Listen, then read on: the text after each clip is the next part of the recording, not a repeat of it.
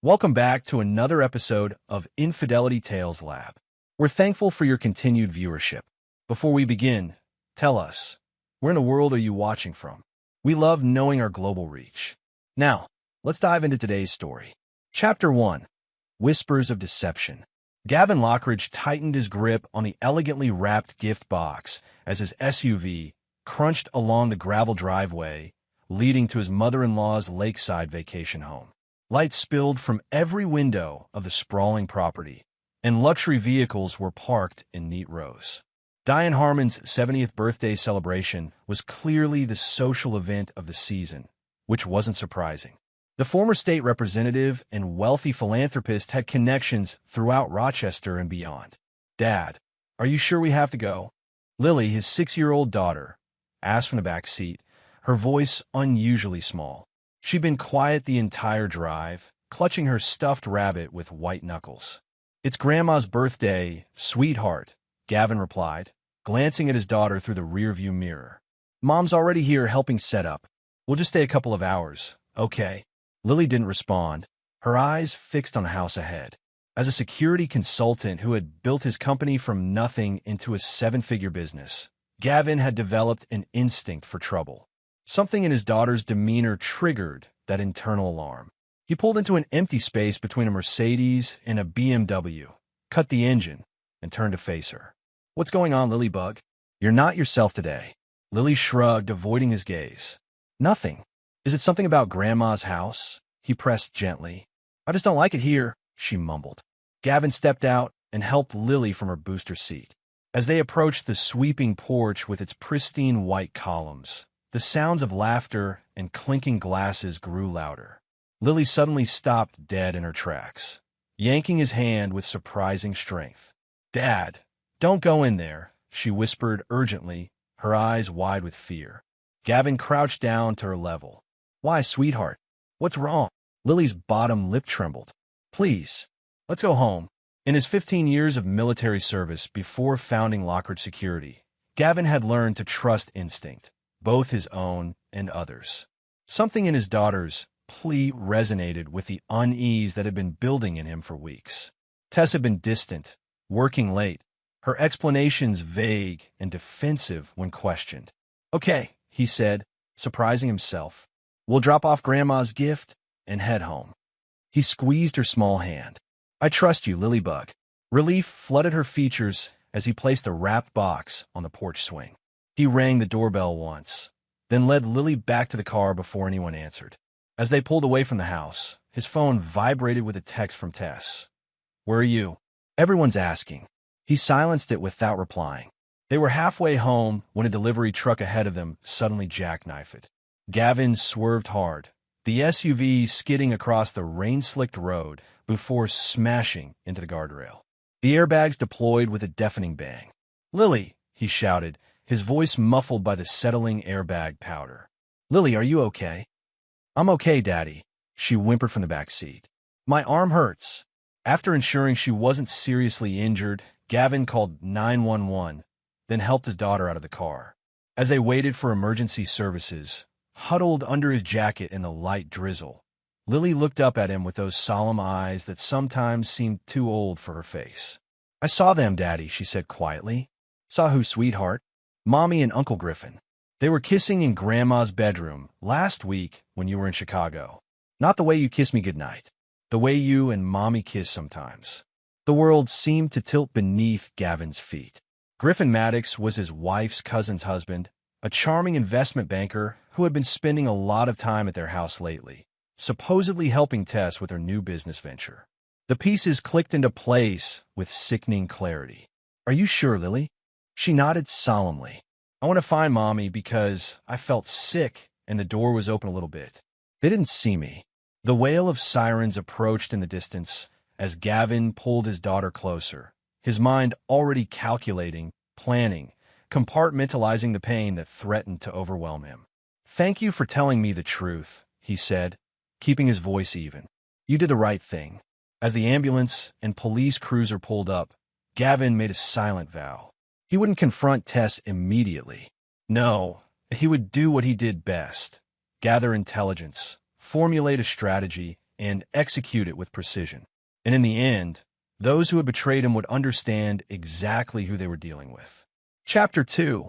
Patterns of Betrayal. 3 days after the accident, Gavin sat in his home office, staring at the monitor displaying surveillance footage from the discrete cameras he'd installed throughout their house 6 months ago. The decision had come after a break-in 2 neighborhoods over. At least, that's what he'd told Tess. In reality, subtle changes in her behavior had triggered his suspicions. Sudden password changes on her phone, hushed conversations that ended when he entered a room, weeknight networking events that left her returning home with flushed cheeks and the faint scent of unfamiliar cologne. Now, watching the timestamp on the bottom corner, Gavin's jaw clenched as he saw Griffin Maddox enter through the side door at 1:47 p.m., less than an hour after Gavin had left for a business meeting. 7 minutes later, Tess appeared, and they embraced with hungry familiarity. Gavin watched, stone-faced, as they disappeared upstairs. He closed the laptop and leaned back in his chair, mind drifting to when he'd first met Teresa Tess Harmon 8 years ago. He'd been hired to overhaul security for a charity gala hosted by her mother, Diane. Tess had been vibrant and ambitious, fresh from completing her MBA and working for a prestigious marketing firm. Their chemistry had been immediate and intense. 18 months later, they were married, and Lily arrived the following year. For 5 years, life had seemed perfect, at least on the surface. But looking back, Gavin recognized the warning signs he'd chosen to ignore. Tess's perpetual dissatisfaction, her constant yearning for more. More money, more prestige, more excitement. His growing success with Lockridge Security had initially satisfied her appetite, but the thrill of climbing the social ladder had eventually worn off. Their marriage had begun to fray 3 years ago, around the time Griffin and his wife Bryn had moved to Rochester. Bryn was Tess's second cousin, but the 2 women had grown up together more like sisters. Griffin, with his Ivy League pedigree and Connecticut blue blood background, embodied everything Tess had always admired. The couple's frequent presence in their lives had never bothered Gavin, until now. A soft knock interrupted his thoughts. Lily stood in the doorway, her left arm in a purple cast. "Daddy, can we have ice cream?" Gavin smiled, pushing away the darkness that threatened to consume him. "Of course, Lilybug. Let me just finish up here. Is Mom coming home for dinner?" she asked, hope in her voice despite everything. "She texted that she's working late again," Gavin replied, keeping his tone neutral. "Just you and me tonight." After tucking Lily into bed later that evening, Gavin retreated to his office and opened his safe. Inside was a worn leather notebook, a habit from his military days when he'd learned never to trust digital records for the most sensitive information. He'd continued the practice in civilian life, documenting anomalies in both his personal and professional worlds. Flipping through the pages, he noted the pattern of Tess's absences, cross-referenced with Griffin's supposed business trips and family commitments. The correlation was undeniable. What he couldn't determine was whether Diane was aware of the affair. The Harmon family had always operated with an unspoken code. Appearances mattered above all else. His phone buzzed with a text from Tess. "Meeting running long. Don't wait up." Gavin checked the GPS tracker he'd installed on her car. She was at the Lakeside Hotel downtown. A quick call to a former colleague who now headed security there confirmed what he already suspected. Griffin Maddox had checked in 3 hours earlier. Replacing the notebook in the safe, Gavin moved to his closet and removed a false panel in the back. Behind it was a weatherproof case containing items from his former life, one that Tess knew little about. Before founding Lockridge Security, he'd spent 5 years in military intelligence and another 3 working for a private contractor that specialized in operations the government preferred to keep off the books. He didn't remove anything from the case. Not yet. But seeing it reminded him of who he truly was beneath the successful businessman exterior. Someone trained to assess threats, exploit weaknesses, and eliminate obstacles with surgical precision. Someone who understood that mercy was often mistaken for weakness. His phone rang, displaying Apollo Werner's name. Apollo had been Gavin's right-hand man in both military and civilian life, now serving as COO of Lockridge Security. "How's she doing?" Apollo asked without preamble. "Lily's fine. Just a broken arm and some bruises. She's resilient. And how are you doing? Gavin paused. Apollo was the only person who knew him well enough to sense when something was wrong. I've been better. Is this about the accident? Or something else? Tess is having an affair with Griffin Maddox. The silence on the other end spoke volumes. Finally, Apollo sighed. How sure are you? Lily saw them together. I've verified it with surveillance. What's your play? I'm still working on that, Gavin replied, his voice hardening. But I can promise you one thing. When I'm done, they'll wish they'd never crossed me. Chapter 3. The Architect of Vengeance. The first month of surveillance yielded more than enough evidence to destroy both Tess and Griffin many times over. Gavin documented their encounters meticulously, dates, times, locations. He tracked their communications through the spyware he'd installed on Tess's devices and the keystroke logger on their home computer. He compiled financial records showing unusual transactions that suggested Griffin might be using company funds to finance their rendezvous. But simple exposure wasn't what Gavin wanted. The revelation of an affair would hurt Tess's reputation temporarily, perhaps cost Griffin his marriage, but the pain would be fleeting. Gavin wanted something more permanent, something that would strip them of everything they valued. One afternoon, while Lily was at a play date, he met with his lawyer, Pascal Reeves, at a cafe 40 miles outside of Rochester. You've been thorough, Pascal remarked, reviewing the documentation Gavin had provided. With this, you could get full custody of Lily and most of your assets in a divorce. That's not enough, Gavin replied, his voice calm despite the storm raging inside him. I need to understand Griffin's business dealings more intimately. Pascal raised an eyebrow. That's dangerous territory. His firm, Maddox Capital, handles investments for some very powerful people, which is precisely why I'm interested. People that powerful rarely achieve success without cutting corners. What exactly are you planning, Gavin? Justice, he replied simply. Now, tell me about the offshore accounts you mentioned. By the time he returned home, Gavin had a clearer picture of how to proceed. He needed to maintain the facade of normalcy while gathering one final piece of intelligence, whether Diane Harmon was complicit in her daughter's affair. The opportunity came when Tess announced she'd be spending the weekend at her mother's lake house to help with some renovations. A transparent lie, given that Griffin had cleared his schedule for the same weekend. Actually, I was thinking Lily and I could join you, Gavin suggested. I haven't seen your mother in weeks. The flash of panic in Tess's eyes confirmed his suspicions. Oh, it's going to be messy with the contractors. Not really a good time for visitors. I insist, Gavin said, his tone leaving no room for argument. Family time is important. Don't you agree? Tess's smile faltered. Of course. I'll let Mom know we're all coming. The drive to the lake house that Friday evening was tense, with Tess texting furiously from the passenger seat. Lily, perceptive as always, remained unusually quiet in the back. Diane greeted them at the door, with her politician's smile firmly in place. What a lovely surprise. I wasn't expecting all of you.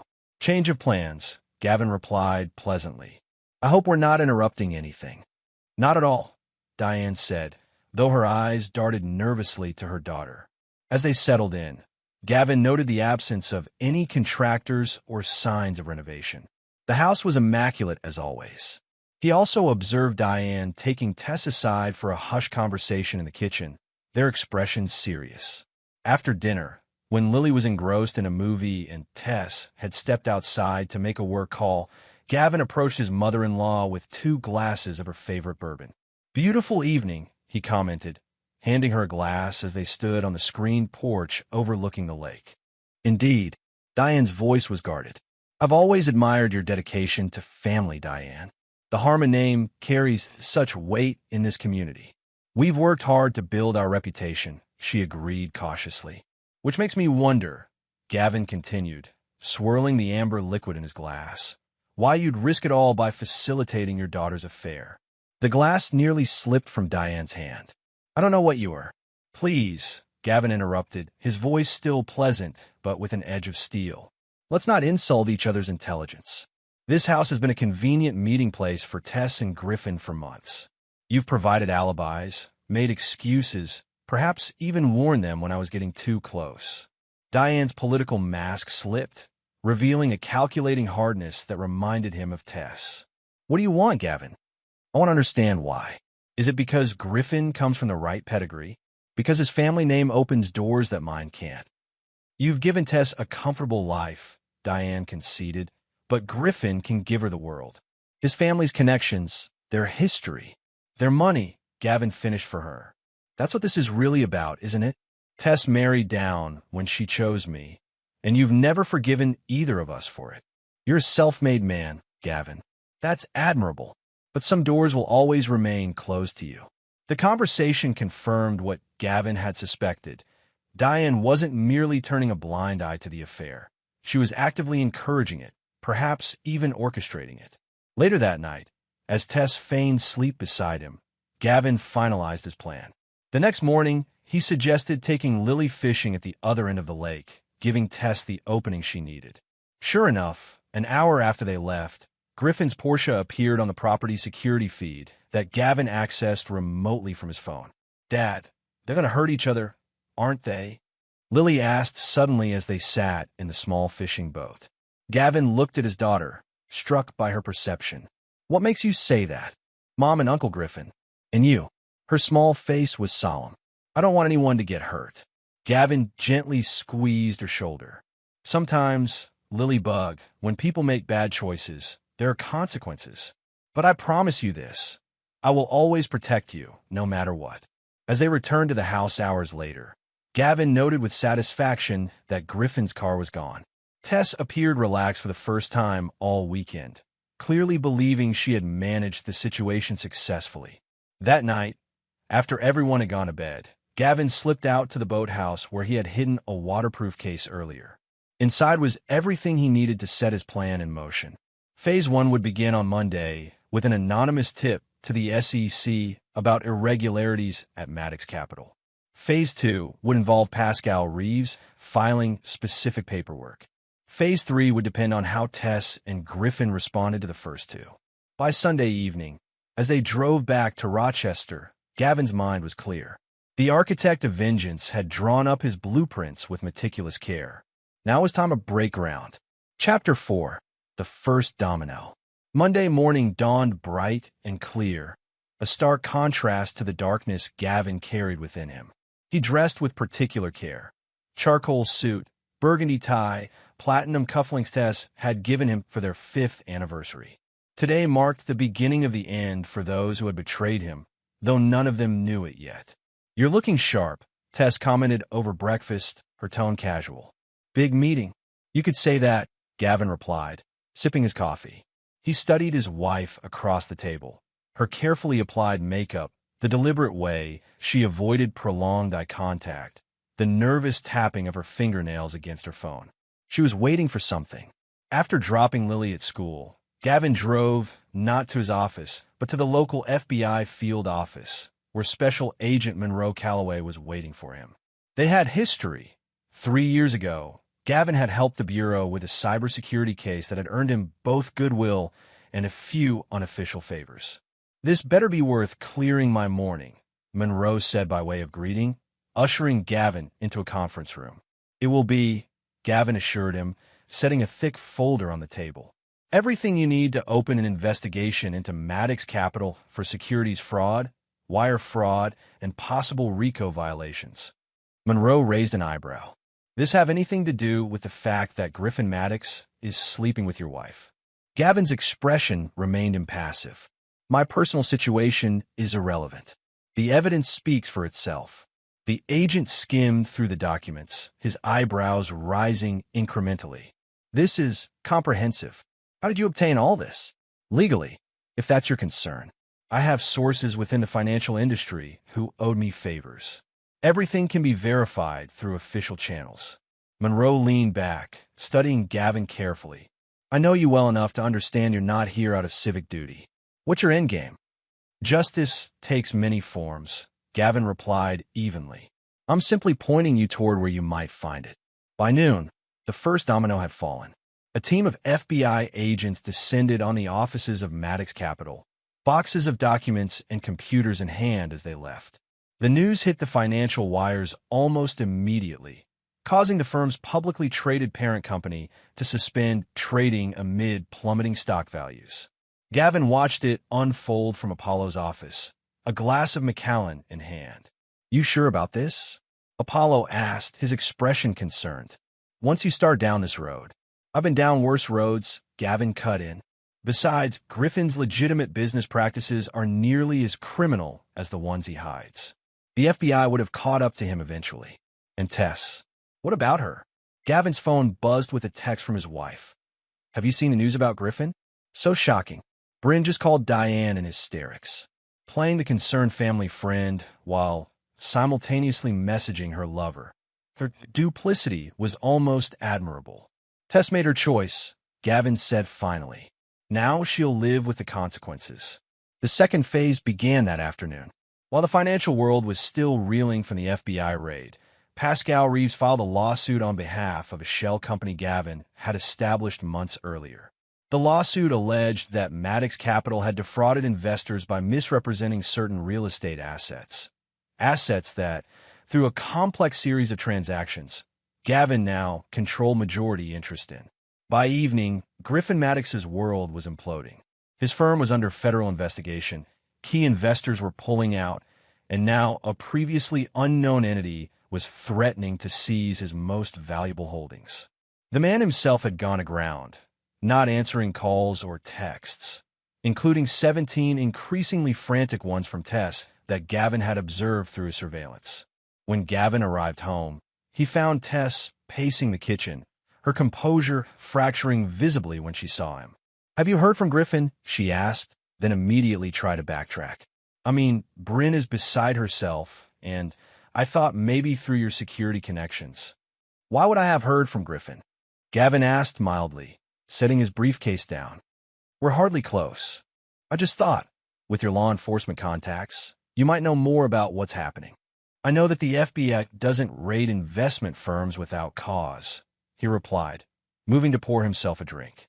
"And I know that Griffin's always struck me as someone willing to cut corners to get ahead." Tessa's eyes narrowed slightly. "You almost sound glad about his troubles." "I'm indifferent," Gavin said with a shrug, "though I'm concerned about how this might affect Lily. She's quite fond of her Uncle Griffin, isn't she?" The barb hit its mark. Tess blanched, her hand unconsciously touching her throat where a small gold pendant, a gift from Griffin that she claimed was from the office, lay against her skin. "I'm sure it's all a misunderstanding," she managed. "We'll see," Gavin replied, raising his glass in a mock toast. "Justice has a way of finding those who deserve it." Later that night, after Tess had retreated to their bedroom with a migraine, Gavin received a call from a burner phone he'd given to Bryn Maddox weeks earlier after anonymously sending her evidence of her husband's infidelity. "He's gone," Bryn said without preamble, her voice raw from crying. "Emptied our joint accounts, took his passport, left me a note saying he's sorry, but he had to leave the country. That the FBI has it all wrong, but he can't fight it." "I'm sorry, Bryn," Gavin said, injecting genuine sympathy into his voice. Bryn was collateral damage in this war, but he had made arrangements to insulate her financially through anonymous trusts. "Did you know?" she asked suddenly. "About him and Tess?" The question hung in the air between them. "Yes," he finally admitted. "I've known for some time." "What are you going to do?" "What I must," Gavin answered. "What about you?" Her laugh was bitter. "File for divorce. Try to salvage what's left of my life from this wreckage. The FBI has already questioned me twice. If you need anything—" "I don't want your help, Gavin," she interrupted. "But I do want you to promise me something.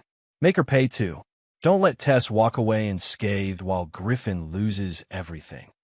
"You have my word," Gavin replied solemnly. "When I'm done, neither of them will have anything left." After hanging up, Gavin checked the international flight manifest his contacts had been monitoring. Griffin had boarded a private jet to the Cayman Islands 3 hours earlier.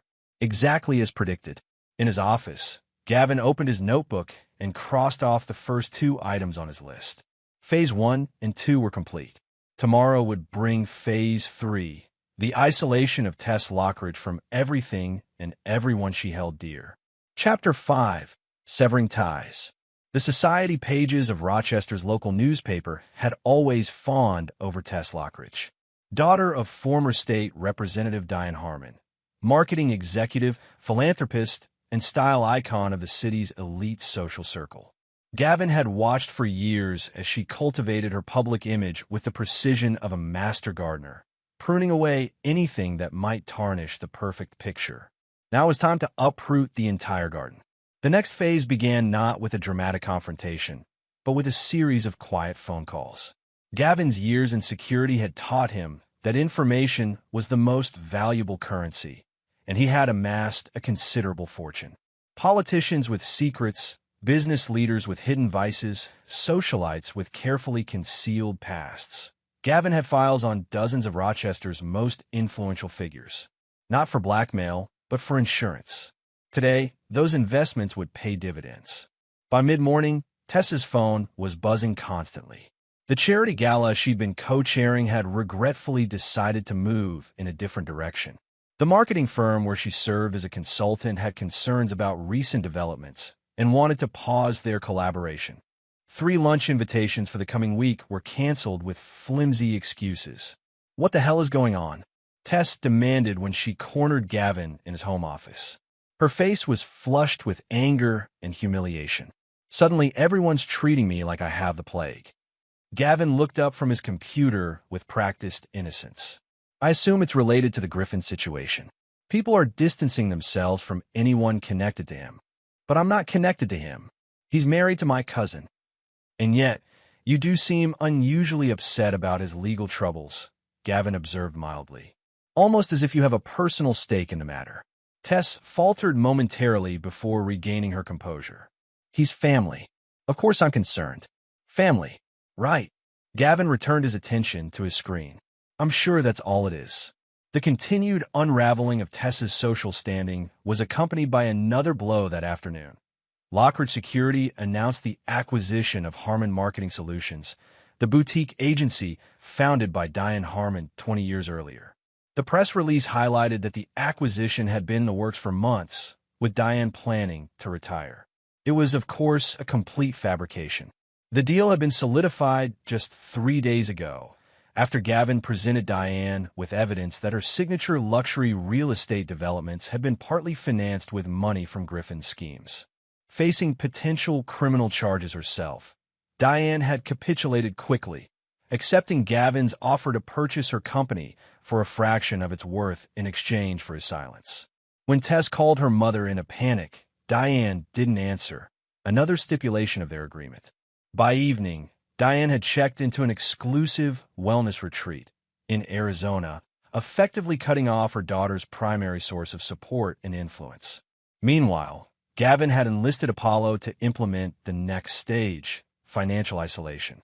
Apollo, through a series of legally complex but ultimately legitimate transactions, froze Tess's access to the joint investment accounts that held the bulk of their liquid assets.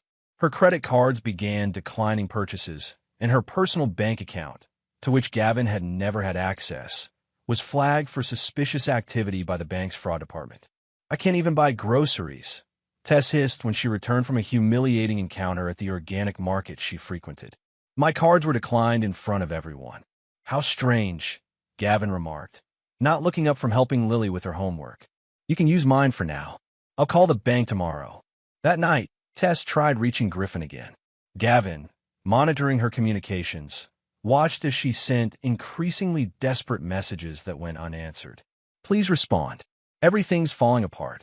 Mom's not answering. I think Gavin knows. What she didn't know, what neither of them knew, was that Griffin's escape to the Cayman Islands had been orchestrated by Gavin himself, through intermediaries who had convinced the panicking investment banker that fleeing was his best option. Now, safely isolated on an island property that Griffin believed belonged to a sympathetic client, but was actually owned by another of Gavin's shell companies, the man was effectively under house arrest, his communications monitored and manipulated. The replies Tess received from Griffin were actually crafted by Gavin. Can't talk now. Laying low. Need to protect myself. Will contact when safe. By the end of the week, Tess was socially ostracized, financially constrained, and emotionally isolated. She moved through the house like a ghost, jumping at small noises, checking her phone obsessively. The woman who had once commanded every room she entered was now diminished, uncertain. It was time for the next phase. Saturday morning, Gavin suggested they visit a property he was considering purchasing, a remote lake house about 2 hours from Rochester. It would be good for us to get away from everything, he told Tess. You've been so stressed lately. The drive was silent, with Lily absorbed in her tablet in the back seat and Tess staring out the window. When they arrived at the secluded property, surrounded by dense forest with no neighbors in sight, Gavin saw a flash of unease cross Tess's face. It's very isolated, she commented as they walked through the rustic but well-appointed house. That's the appeal, Gavin replied.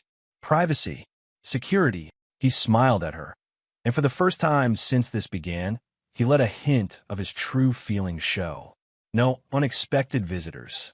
Tess took an involuntary step back, her eyes widening slightly. What does that mean? Instead of answering, Gavin turned to Lily. Sweetheart, why don't you check out the dock? You can see the whole lake from there. Stay where I can see you from the window. Once Lily was out of earshot, Gavin reached into his pocket and withdrew his phone. He pulled up a video and turned the screen toward Tess. It showed her and Griffin in an intimate embrace in their bedroom, footage from 2 weeks earlier. How long have you known? Tess whispered, her face draining of color. Long enough, Gavin replied, his voice cold. Lily saw you at your mother's lake house months ago. She was the one who warned me not to go inside that day. A 6-year-old child with more integrity than her mother. Tess reached for the kitchen counter to steady herself. Gavin, I can explain. Save it. He cut her off. I'm not interested in your explanations or excuses. What I want to know is whether you actually believed you'd get away with it. Did you really think I was that blind? That's stupid. It wasn't about you, she said, her voice small. Griffin and I. Griffin's gone, Gavin interrupted. He fled the country, abandoned his wife, and left you to deal with the fallout alone. He hasn't answered your messages because he's too busy saving himself. Tess's face crumpled. What have you done? Me? Gavin's laugh was devoid of humor. I haven't done anything but expose the truth. The FBI investigation, Griffin's financial troubles. Those are the consequences of his own actions. The fact that it aligned with his affair with my wife is just poetic justice. What do you want from me? She asked, tears streaming down her face. Nothing, Gavin replied simply. I want nothing from you. Not anymore.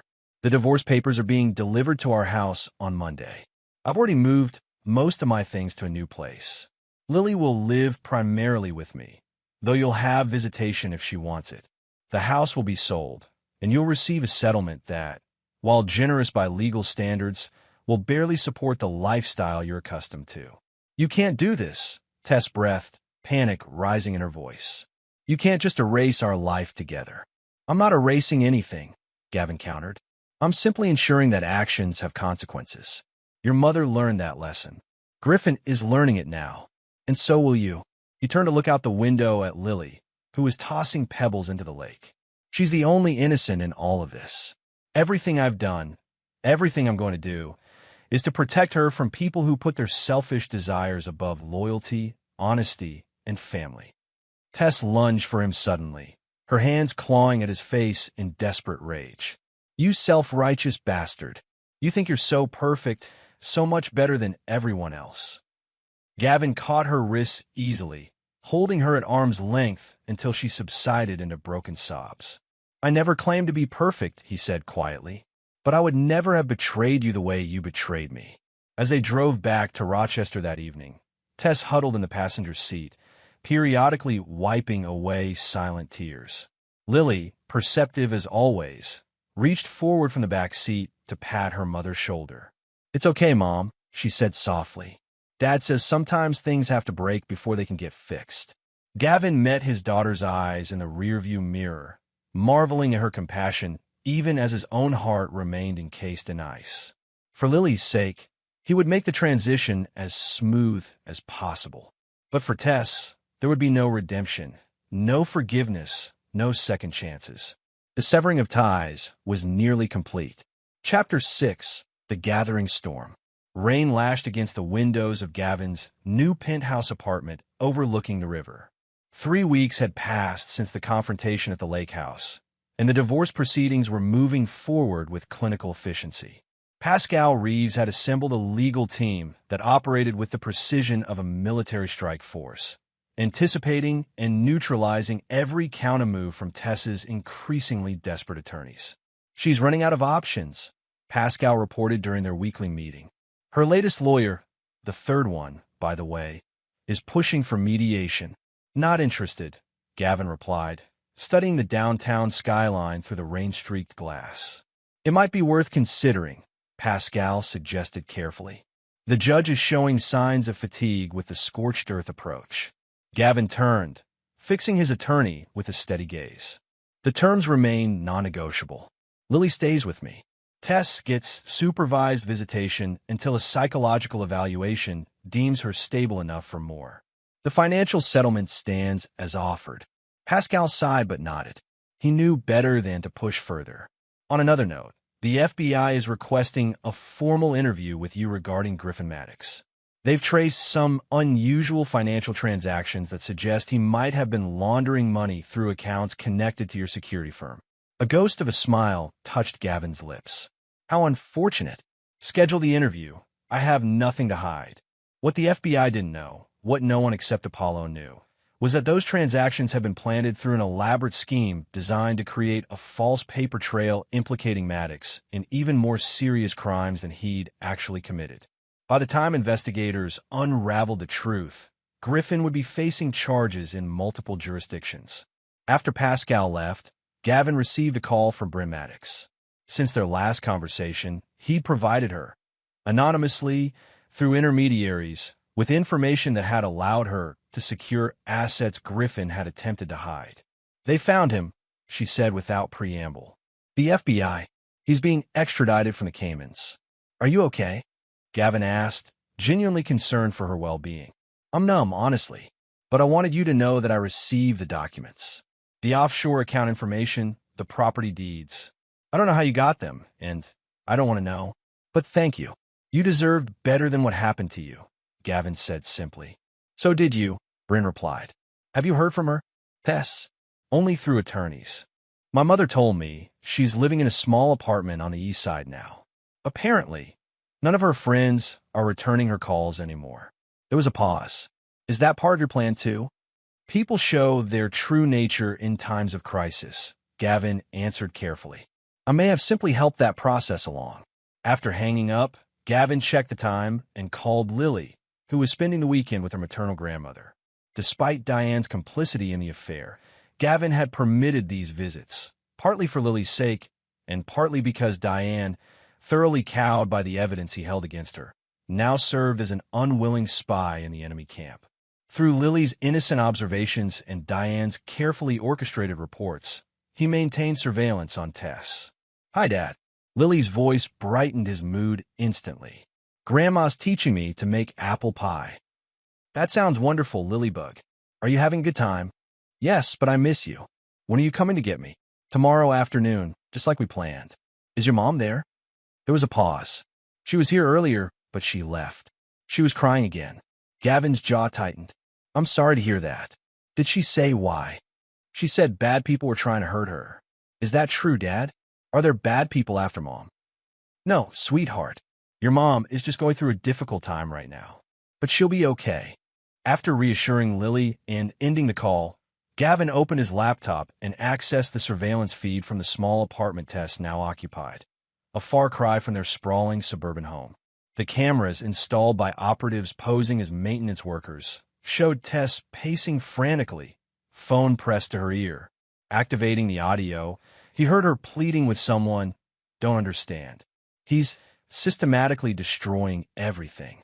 My reputation, my finances, my future. You promised you'd help me if things went wrong."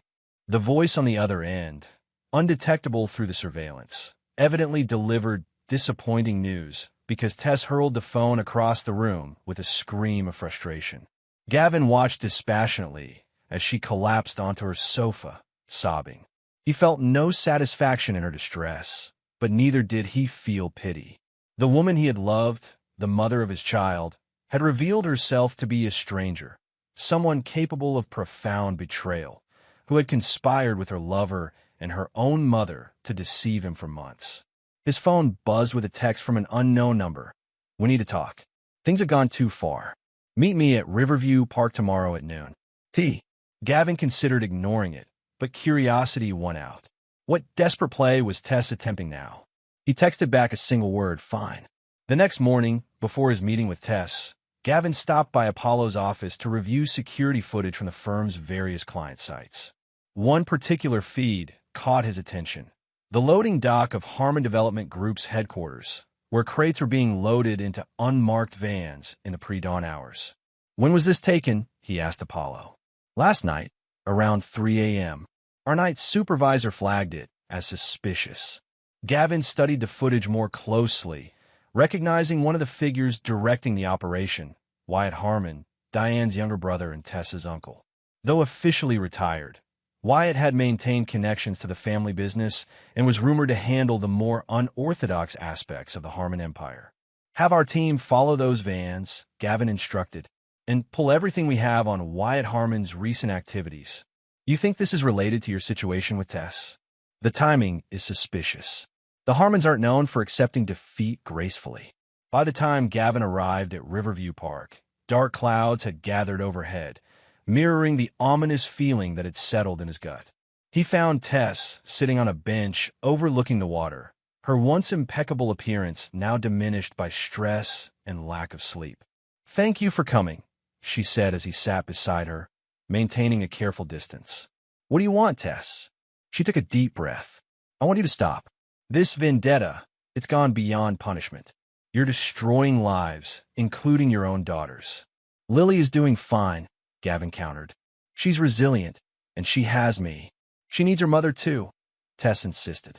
"And she needs you to be the man I married, not this calculating machine you've become." Gavin laughed without humor. "That's rich, coming from you. You conspired with your lover and your mother to deceive me for nearly a year. You were planning to leave me, take Lily, and clean out our accounts. I found the paperwork, Tess. The passport application for Lily with her name changed to Harmon instead of Lockridge." Tess blanched. "How did you?" "I know everything." Gavin cut her off. "Every detail of your plan with Griffin. How you were going to claim emotional abuse to get full custody. How you were going to relocate to Connecticut near his family's estate. How your mother was helping facilitate the whole thing, using her political connections to smooth the way." "It wasn't like that," Tess protested weakly. "Not at first. Griffin and we didn't plan to fall in love." "Love?" Gavin's voice hardened. "Was it love when you discussed having me investigated for fraudulent business practices to destroy my reputation? Was it love when you and Griffin laughed about how oblivious I was?" "I have the recordings, Tess. Every damning word." Tears spilled down her cheeks. "I made terrible mistakes. I know that. But this systematic destruction, it has to stop. If not for me, then for Lily." "This isn't about punishment," Gavin said quietly. "It's about justice. Actions have consequences. You, Griffin, your mother, you all chose your paths knowing the risks. Now you're living with the results." "My Uncle Wyatt thinks you've lost your mind," Tess said suddenly, her tone shifting. "He says you're dangerous and need to be stopped before you hurt someone." The mention of Wyatt confirmed Gavin's suspicions. "Is that a threat?" "It's a warning," Tess replied, rising from the bench. "You've made powerful enemies, Gavin. Enemies who don't play by the rules like you do." She hesitated, then added softly, "I never wanted it to come to this." As she walked away, Gavin remained seated, processing the implicit threat. The Harmon family was circling the wagons, preparing to strike back. Wyatt Harmon, with his rumored connections to less than legitimate business associates, posed a more unpredictable threat than Diane's political maneuvering or Griffin's financial schemes. The storm was gathering, just as Gavin had anticipated. In fact, he had counted on it. Back at his apartment, he opened the weatherproof case from his closet and removed several items: a satellite phone, a set of encrypted flash drives, and a small leather-bound book containing contact information for individuals from his past life. People who operated in the shadows, who understood that sometimes justice required working outside traditional channels. It was time to activate the final phase of his plan. The Harmons believed they were preparing to strike back, unaware that they were actually walking into an elaborate trap years in the making, a contingency Gavin had established long before he had any reason to use it. He made 3 calls. The first to Pascal Reeves, instructing him to expedite certain legal filings. The second to Apollo, activating security protocols they had designed for worst-case scenarios. The third to a number he hadn't dialed in over 5 years. "It's Lockridge," he said when the line connected. "I'm calling in that favor." The gathering storm would soon break. And when it did, Gavin would be the only one left standing. Chapter 7. Checkmate. The mansion on Lakeshore Drive had once seemed like the embodiment of old money and political influence. Tonight, with rain lashing against its Victorian facade and thunder rolling across the water, it looked more like a mausoleum, a monument to a dying dynasty. Gavin bypassed the security system with practiced ease, making his way through the darkened house until he reached Diane Harmon's study. She was there, as expected, nursing a glass of bourbon while reviewing documents spread across her antique desk. "Breaking and entering is a felony, you know," she said without looking up, betraying no surprise at his presence. "So is conspiracy to commit fraud, witness tampering, an accessory to embezzlement," Gavin countered, settling into the leather chair across from her. "Not to mention the more colorful activities your brother Wyatt has been engaged in recently." Diane finally raised her eyes to meet his. "What do you want, Gavin? Haven't you done enough damage to my family?" "I'm here to offer you a choice," he replied evenly. "One last opportunity to salvage something from this situation." She laughed bitterly. "How generous of you. And what exactly are my options?" Gavin placed a flash drive on the desk between them. "This contains evidence of every illegal activity the Harmon family has engaged in over the past 2 decades. Tax evasion, bribery of public officials, illegal campaign contributions, fraudulent real estate deals, a comprehensive history of corruption spanning 3 generations." "You're bluffing," Diane scoffed, though uncertainty flickered in her eyes. "You know I'm not," Gavin replied calmly. "Your father taught you to keep records of everything, leverage against potential betrayals. Those records were stored in a safe behind the painting in your lake house bedroom, the same bedroom where my wife and her lover conducted their affair." The color drained from Diane's face. "How did you?" "I've been planning for this possibility for years," Gavin interrupted, "long before I had any reason to use it. I've always believed in being prepared for all contingencies." "So what's the choice you're offering?" Diane asked, her political mask slipping to reveal genuine fear. "Option 1. You call off Wyatt and whatever scheme he's planning. You publicly support the divorce settlement as it stands. You make no attempt to interfere with my custody of Lily. In return, this evidence remains sealed, and you get to retire with your reputation and freedom intact." And option 2. "I release everything," Gavin said simply, "to the FBI, the IRS, the media. By this time tomorrow, the Harmon name will be synonymous with corruption. Your political legacy will be in tatters, your social standing destroyed, and your financial empire dismantled." Diane reached for her bourbon with a slightly trembling hand. "You would do that to Lily? Destroy her family name out of spite?" "Don't try to use my daughter as leverage," Gavin warned, his voice hardening. "Not when you were willing to help take her away from me. Besides, she's a Lockridge, not a Harmon." There was a long silence as Diane weighed her options. Finally, she asked, "What about Tess? What about her?" "She's still my daughter." "And Lily is still my daughter," Gavin countered. "That didn't stop you from conspiring against me." Diane studied him with newfound respect tinged with fear. "You know, I always underestimated you. I saw the successful business, the military background, but I never really understood who you were beneath the surface." "Few people do," Gavin acknowledged. "It's an advantage in my line of work." "And what happens after I agree to your terms?" "You simply disappear from our lives with Lily. That's the general idea. Though I should mention that the evidence on that drive is just one copy. If anything happens to me, or if my daughter's well-being is ever threatened, multiple dead man switches will activate, releasing everything automatically. Diane closed her eyes briefly, the gesture one of defeat. You've thought of everything, haven't you? It's what I do. Then I don't really have a choice, do I? She reached for the phone on her desk. I'll call Wyatt now. Gavin stood.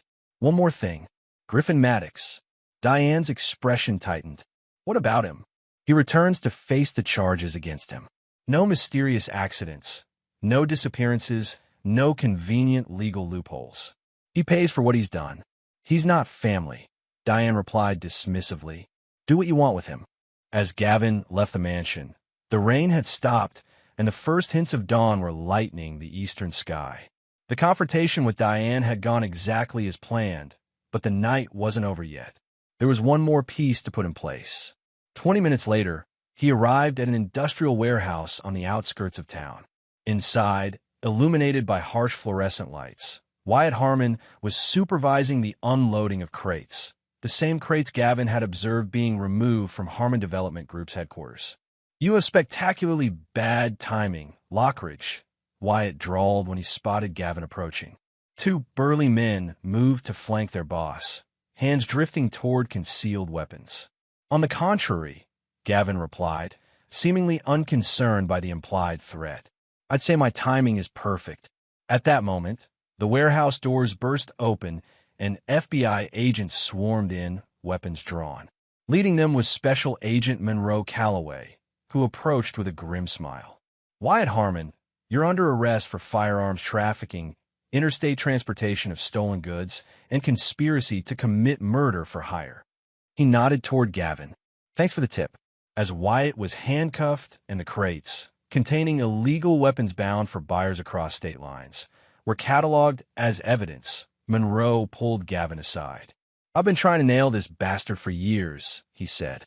How did you know about this shipment? Let's just say I've been paying very close attention to the Harmon family's activities lately, Gavin replied. Professional curiosity. Monroe's eyes narrowed suspiciously. This have anything to do with your ongoing divorce? Pure coincidence, Gavin assured him with a perfectly straight face. Though, I'd appreciate it if you could keep my name out of the official reports. For security reasons. Why, security reasons. Monroe shook his head. You know, sometimes you scare me, Lockridge. I'll take that as a compliment. By the time Gavin returned to his apartment, the sun had fully risen. He showered, changed, and prepared breakfast, timing it perfectly so that when Apollo arrived with Lily, warm pancakes were waiting. Dad! Lily exclaimed, running into his arms. Uncle Apollo let me ride in his cool car with the special lights. Did he now? Gavin smiled, lifting her into a hug. Over her shoulder, he met Apollo's gaze questioningly. Everything's handled, Apollo confirmed quietly. Diane called off the dogs. Wyatt's arrest is all over the news. And Griffin Maddox landed at the airport an hour ago, accompanied by federal marshals. And Tess, attempting damage control. She's meeting with her new attorney as we speak. Gavin nodded, setting Lily down. Sweetheart, why don't you go wash up for breakfast? I need to talk to Uncle Apollo for a minute. Once she was out of earshot, Apollo asked, Is it over? Almost, Gavin replied. There's still the matter of the divorce hearing tomorrow. You think she'll fight it? She'll try. But with her uncle arrested, her mother neutralized, and her lover facing decades in prison, she's running out of options and allies. Apollo studied his friend carefully. And after tomorrow? What then? Gavin's expression softened slightly as he glanced toward the hallway where Lily had disappeared. Then we build a new life, one without betrayal or deception. You ever think about forgiving her? For Lily's sake?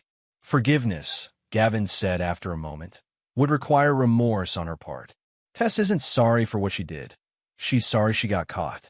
There's a difference. The following morning, Gavin arrived at the courthouse with Pascal Reeves. The hearing was scheduled for 10 a.m., but by 9:30, there was still no sign of Tess or her attorney. This is unusual, Pascal commented, checking his watch. Her lawyer was quite insistent about fighting the terms yesterday. At 9:45, a courier delivered an envelope to Pascal.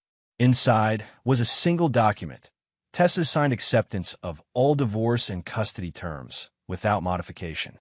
Attached was a handwritten note addressed to Gavin. You win. Take care of Lily. Well, Pascal said, clearly surprised. That's unexpected. But Gavin wasn't surprised. The night before, he had sent Tess one final message, a comprehensive dossier detailing exactly how thoroughly he had dismantled her life and future prospects. Every social connection severed, every financial resource drained, every escape route blocked. The message was clear. Continuing to fight would only prolong her suffering and damage Lily further. The judge, relieved to have the contentious case resolved, quickly approved the settlement. By noon, Gavin Lockridge was officially divorced, with full custody of his daughter and complete separation from the Harmon family's toxic influence. Outside the courthouse, rain had given way to unexpected sunshine. Gavin paused on the steps, turning his face toward the warmth. For the first time in months, he felt the vice of rage and betrayal loosen its grip on his heart. Not because he had forgiven, he never would, but because justice had been served. The scales have been balanced. His phone buzzed with a text from Apollo. It's done. GM just pleaded guilty to all charges. 25 years, no possibility of parole. Griffin Maddox, facing overwhelming evidence of his financial crimes, both real and those Gavin had engineered, had accepted a plea deal rather than risk an even longer sentence.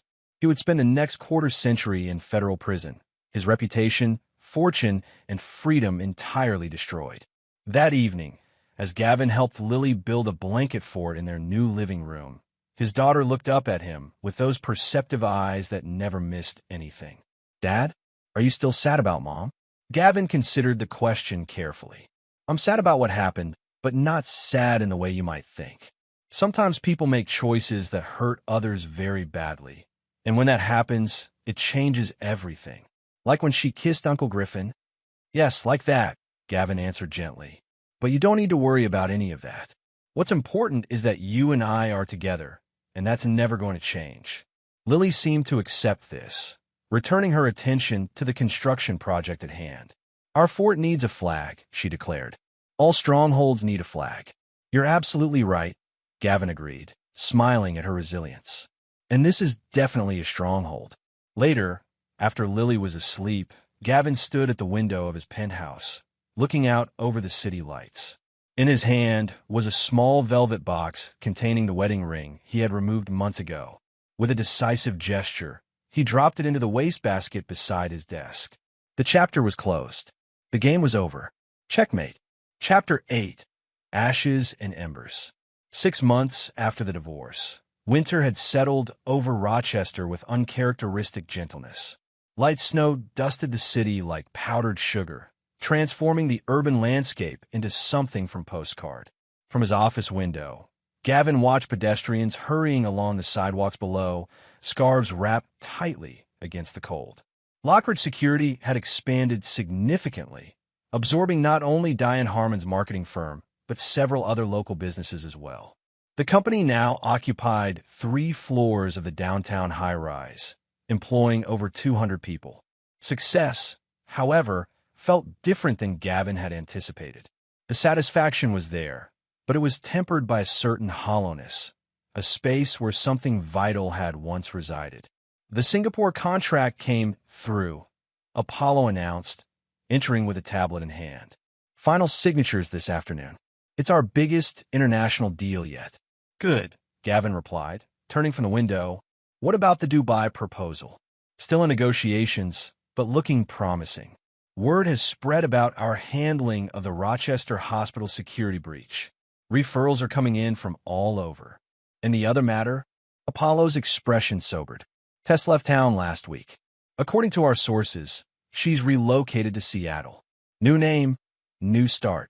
Gavin nodded, feeling nothing at the news. After the divorce, Tess had attempted to rebuild her life locally, but doors that had once opened eagerly for her remained firmly closed. Her decision to leave Rochester had been inevitable, a tactical retreat from a battlefield where victory was impossible. Has she tried to contact Lily? Gavin asked. Not since the Christmas card, the one you returned unopened. There was a hint of reproach in Apollo's voice that Gavin chose to ignore. His friend had always been the more forgiving of the two, arguing occasionally that Tess's continued estrangement from her daughter might ultimately hurt Lily more than it punished Tess. Gavin disagreed. Some betrayals were too fundamental to overcome, some wounds too deep to heal. The child psychologist says Lily's doing well, Gavin said, changing the subject. Her anxiety has decreased significantly, and she's making friends at her new school. Kids are resilient, Apollo agreed. But they also remember. Before Gavin could respond, his assistant buzzed through on the intercom. Mr. Lockridge, there's a Bryn Maddox here to see you. She doesn't have an appointment, but she says it's important. Gavin exchanged a surprised glance with Apollo. They hadn't heard from Griffin's ex-wife in months. Send her in. Bryn entered looking healthier than the last time Gavin had seen her. The haunted expression that had shadowed her features during Griffin's trial had faded, replaced by a composed determination.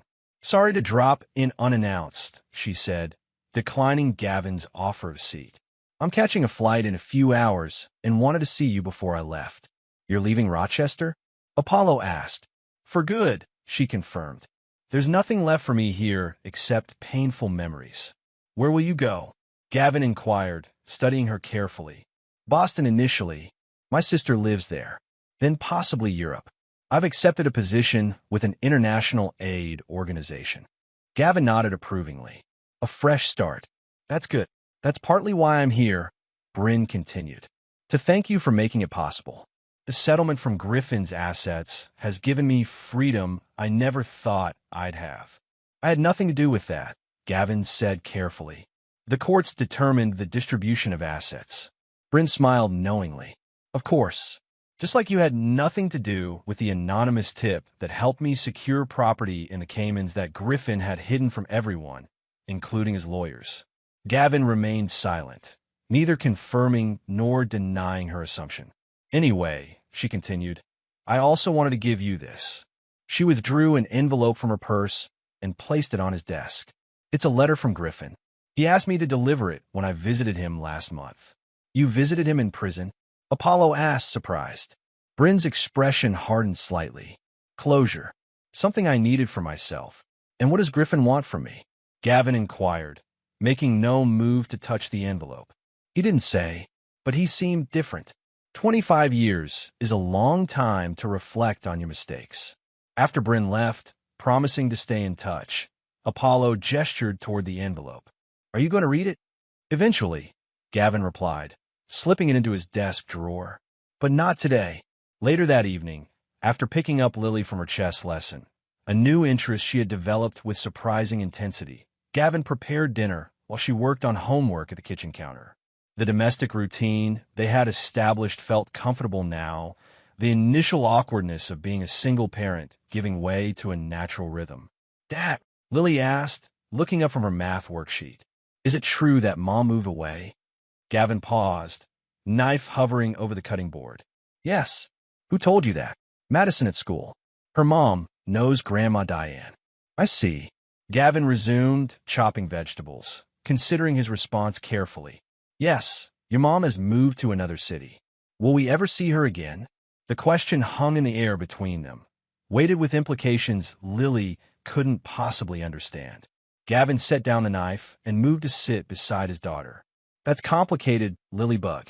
Your mom made some choices that hurt our family very badly. Sometimes when that happens, it's better for people to be apart, even if they're a mom and her kid. Lily pressed, her eyes serious. Even then, sometimes, Gavin answered honestly. But that doesn't mean she doesn't love you. And it definitely doesn't mean you can't love her. Lily seemed to consider this. I miss her sometimes. Is that okay? Of course it is, Gavin assured her, though the words cost him something to say. She's your mother. Nothing will ever change that. Later, after Lily was asleep, Gavin retrieved Griffin's letter from his briefcase. For several minutes, he simply held it, debating whether to read it or throw it away unopened. Curiosity finally won out. The handwriting was shaky, lacking the confident flourish Gavin remembered from Griffin's signature on business documents and holiday cards. Gavin, I don't expect forgiveness or understanding.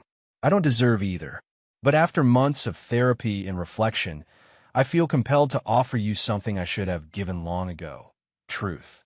My relationship with Tess wasn't some grand passion or star-crossed love affair. It was vanity and weakness on both our parts. We were attracted to what we represented to each other, not who we really were. I was flattered by her admiration. She was drawn to what she perceived as my social status. Neither of us considered the destruction we would cause. I want you to know that your daughter was never part of our plans. The passport application was Diane's idea, not ours. Tess rejected it immediately, though I admit I considered it. That failure of character is among my many regrets. You orchestrated my downfall with a precision that still awes me. Every avenue of escape was blocked, every contingency anticipated. I underestimated you completely, and I paid the price for that arrogance. I don't ask for your pity. I made my choices and now live with their consequences. But I do ask one thing. Consider allowing Tess some relationship with Lily. Not for Tess's sake, but for your daughter's. Children shouldn't have to bear the weight of adult failures. Griffin Maddox. Gavin refolded the letter and placed it back in the envelope. Griffin's words stirred something uncomfortable within him. Not sympathy, but a nagging question about whether his pursuit of justice had calcified into something harder and less defensible. The next morning, after dropping Lily at school, Gavin made an unscheduled visit to Diane Harmon's estate. The once immaculate property showed subtle signs of neglect. Unraked leaves, peeling paint on the garden gate, blinds perpetually drawn. Like her daughter, Diane had experienced a dramatic fall from grace.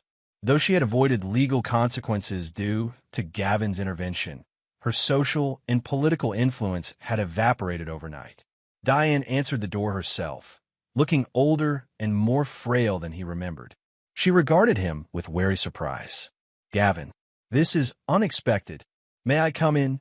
She hesitated, then stepped aside. The interior of the house was dim and musty, as if windows hadn't been opened in months. "I assume this isn't a social call," Diane said, leading him to the study where they had last spoken. "Has something happened to Lily?" "Lily's fine," Gavin assured her. "I'm here about Tess." Diane sank into an armchair, suddenly alert. "What about her?" "I understand she's left Rochester." "Yes, there is nothing left for her here," Diane replied, a hint of accusation in her tone. "You saw to that quite thoroughly." "She's still seeing the therapist I arranged?" Gavin asked, ignoring the barb. "As far as I know. She calls once a week, but she shares little about her new life.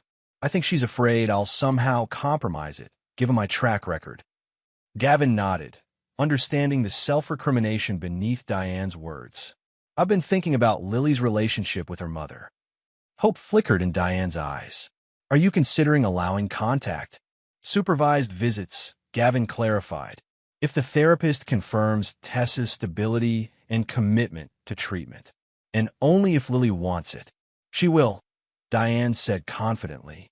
"She asks about her mother every time she visits." "There would be conditions," Gavin continued, his tone hardening. "Strict boundaries.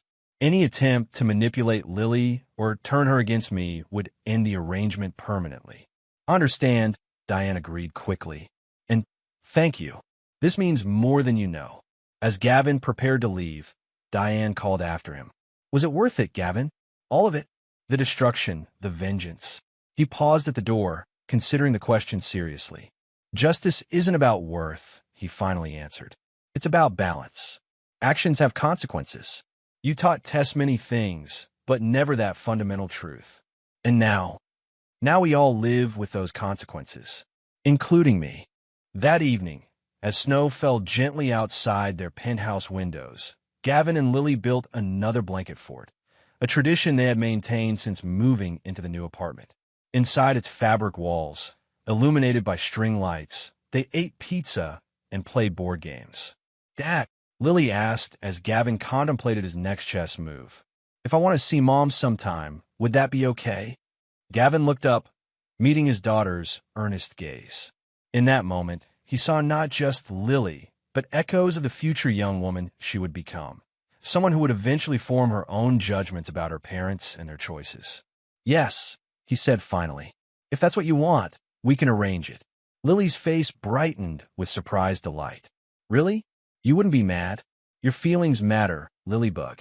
They always have. Your mom made mistakes, serious ones, but she loves you. That hasn't changed. As Lily hugged him fiercely, Gavin felt something shift within him. Not forgiveness, exactly, but perhaps the first recognition that healing and justice might sometimes require different paths. It didn't mean forgetting or excusing what had happened. Some betrayals left permanent scars. But for Lily's sake, he could allow this small opening, this narrow bridge across the chasm that would forever separate him from his former life. The game would continue, but with new rules. And this time, perhaps, without complete devastation as its goal. Chapter 9. Iron and Ash. Spring arrived in Rochester with a riot of color, as if nature itself was determined to erase all memory of winter's austerity. Cherry blossoms lined the streets downtown, their pale pink petals drifting on the breeze like organic confetti. In the park across from Lockridge Security's headquarters, early tulips pushed through the soil in precise formations, a kaleidoscope of reds and yellows against the fresh green grass. Gavin stood at his office window, watching people enjoying the first truly warm day of the season. A year had passed since his world had imploded, a year of reconstruction, recalibration, and redefinition. Lockridge Security had nearly doubled in size, expanding into international markets with a reputation for uncompromising excellence. Professionally, Gavin had never been more successful. Personally, the landscape was more complex. The quarterly reports are ready for your review, his new assistant announced from the doorway. And Ms. Harmon is in the lobby. Gavin turned, surprised. Tess. No, sir. Diane Harmon. More unexpected visitors. Gavin checked his watch. He had 30 minutes before his next meeting. Send her up. Diane entered his office with a dignity that belied her diminished circumstances. After their conversation 3 months earlier, she had sold her mansion and moved into a modest condominium, donating much of the proceeds to charity, a transparent attempt at image rehabilitation that had been met with skepticism by Rochester's social elite. Thank you for seeing me without an appointment, she said, declining his offer of refreshment. I'll be brief. Is this about Lily's birthday next week? Gavin asked. We've already discussed the arrangements for her party. No, it's about Tess. Diane pulled an envelope from her purse, a gesture reminiscent of Bryn's visit months earlier. She asked me to give you this. She would have delivered it herself, but she wasn't welcome in his office or anywhere in his life beyond the strictly supervised visitations with Lily that had begun cautiously 6 weeks earlier. Those meetings, held at a neutral location with a family counselor present, had been awkward but ultimately positive for Lily. Tess had adhered rigorously to every boundary Gavin established, never once attempting to circumvent his authority or influence their daughter against him. What is it? He asked, making no move to take the envelope. An opportunity, Diane replied cryptically, one I encouraged her to offer, though she was reluctant. Intrigued despite himself, Gavin accepted the envelope.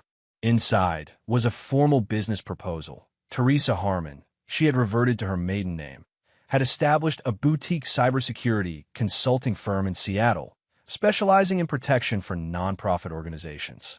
She was proposing a strategic partnership with Lockridge Security, leveraging their complementary expertise. A business proposition? Gavin raised an eyebrow. Why would I consider this? Because it makes financial sense, Diane answered pragmatically. Tess may have made catastrophic personal choices, but her business acumen remains exceptional. Her firm has secured contracts with 3 major international humanitarian organizations in just 4 months. I'm not interested in helping her rebuild her career. Then consider it from a purely strategic perspective, Diane countered. The partnership would give Lockridge Security a West Coast presence without the overhead of establishing a new office. It would also open doors to a client base you've been trying to penetrate for years. How do you know what markets I'm targeting? Diane smiled faintly. I may be semi-retired, but I still read the business journals. Your recent hiring patterns suggest expansion into the nonprofit sector. Gavin set the proposal aside. I'll review it and pass it to my team for assessment. No promises. That's all she's asking. Diane rose to leave, then hesitated. She's different, Gavin. The therapy, the distance, the consequences, they've changed her. Not superficially, but fundamentally. People don't change their essential nature, Gavin replied skeptically. Perhaps not, but they can recognize their flaws and work to overcome them. Diane moved toward the door, then turned back. She's not asking for forgiveness. She knows that's impossible. But maybe, for Lily's sake, there can be something better than this cold war between her parents. After Diane left, Gavin found himself rereading the proposal with growing interest. It was meticulously researched, financially sound, and strategically aligned with his company's goals. There was no hint of sentimentality or personal appeal, just pure business logic presented with professional detachment. That evening, as he and Lily walked through the cherry blossom-lined path in the park near their apartment, his daughter surprised him with an observation.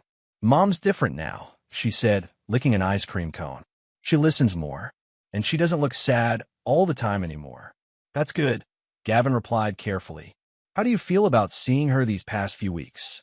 Lily considered the question with her characteristic thoughtfulness. "Happy, but also weird sometimes. Like I'm not sure what to say to her." She glanced up at him. "Is it okay that I like spending time with her?" "Of course it is," Gavin assured her. "She's your mother. Nothing will ever change that. Will you and Mom ever be friends again?" The innocent question contained layers of complexity that Lily couldn't possibly understand. Gavin chose his words carefully.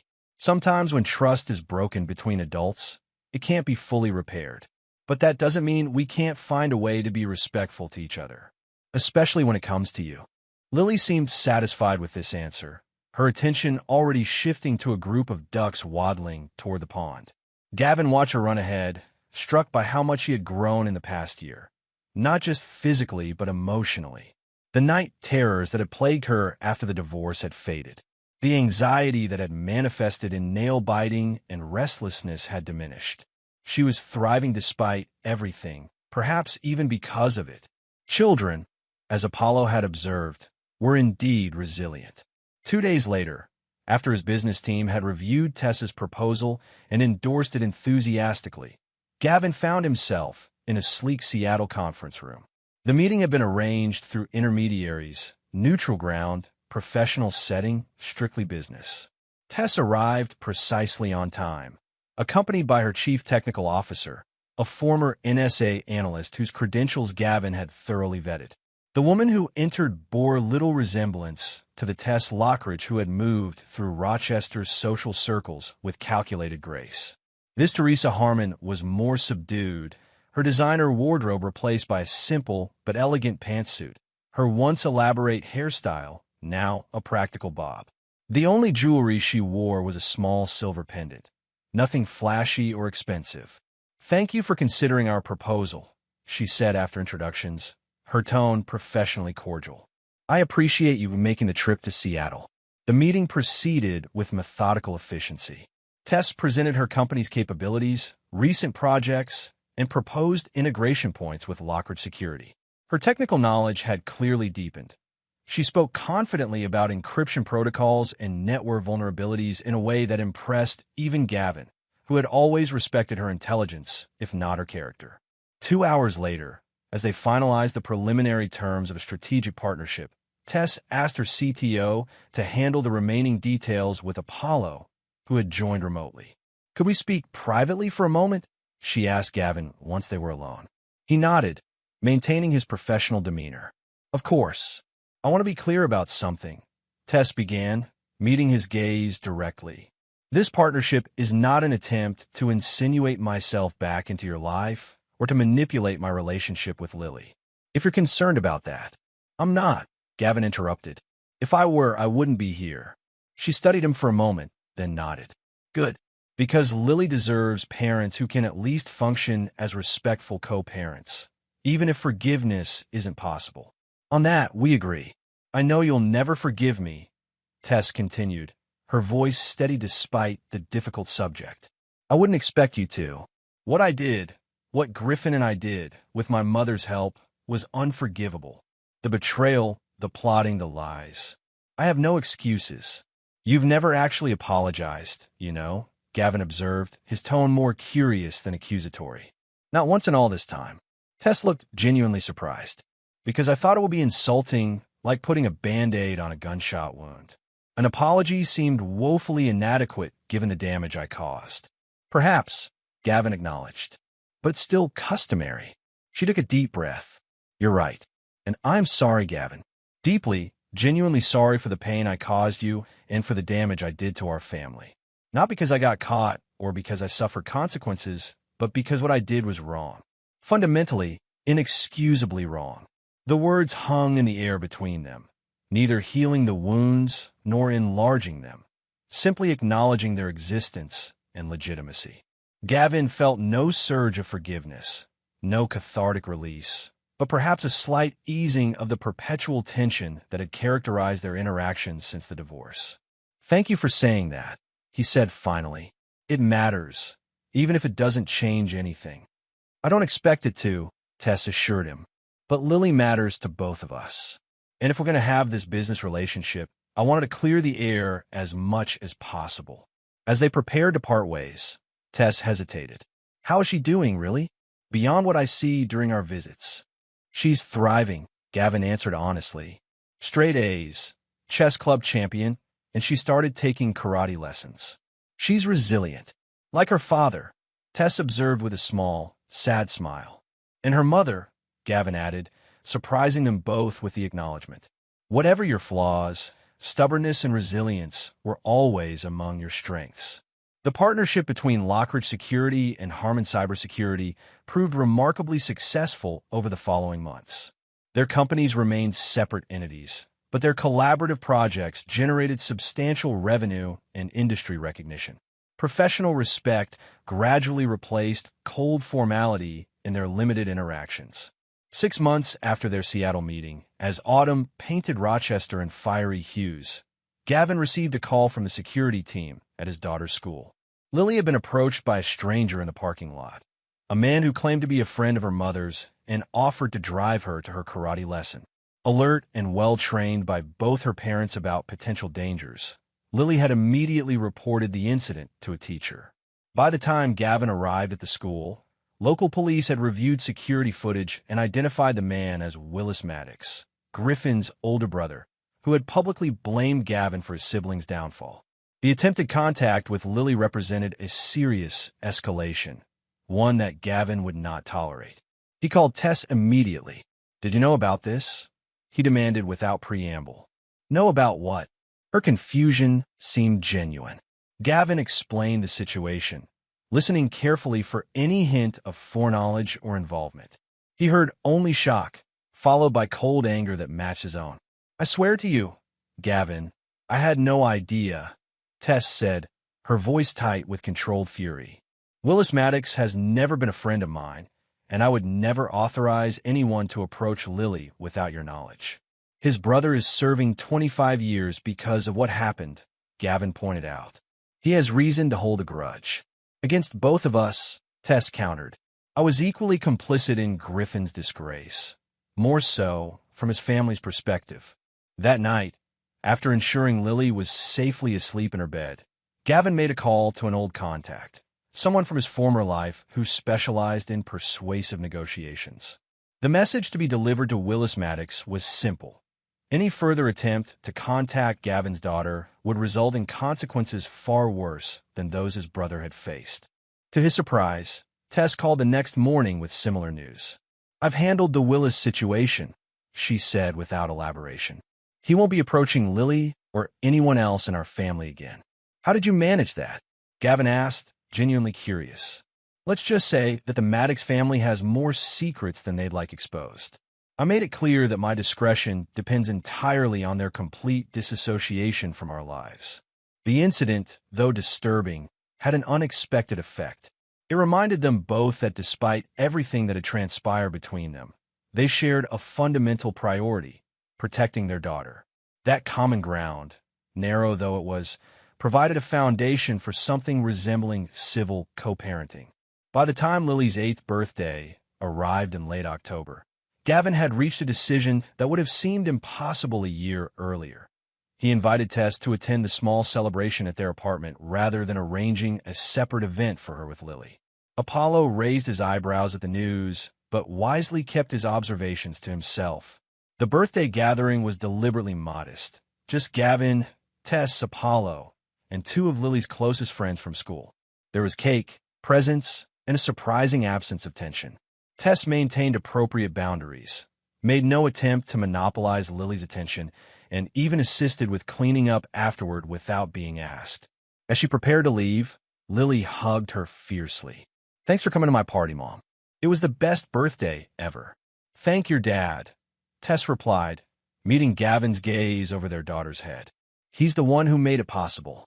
Later, after everyone had left and Lily was playing with her new chemistry set under Gavin's supervision, she looked up suddenly with a thoughtful expression. "Dad, are you still mad at Mom?"